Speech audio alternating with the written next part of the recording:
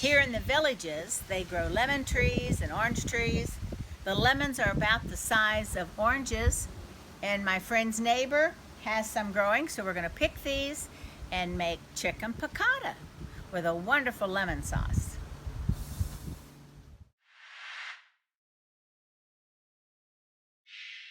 I'm getting ready to make the Pioneer Woman's chicken piccata. So I went to the fresh market, bought these chicken breasts, and you have to beat them to make them a little flatter.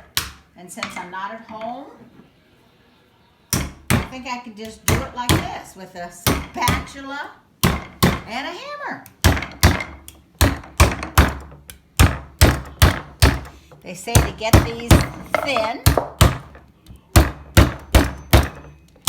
Well, this is just working out fine. The recipe calls for the juice of 2 lemons, and something I have learned somewhere, that if you put the lemon into the microwave for like 30 seconds and then just roll it and squeeze it, you'll get out most of the lemon juice.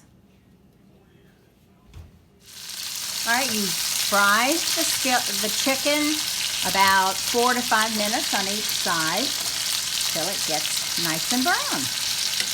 This is my first chicken piccata, one of my favorite dishes that my sister introduced to me. She has made it many times and does a wonderful job, and told me that this recipe from Pioneer Woman was good, and I trust her judgment, so this is what we're having.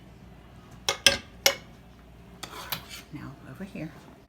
All right, this recipe calls for fresh parsley instead of capers. So first time I try a recipe, I make it like it says. There we go.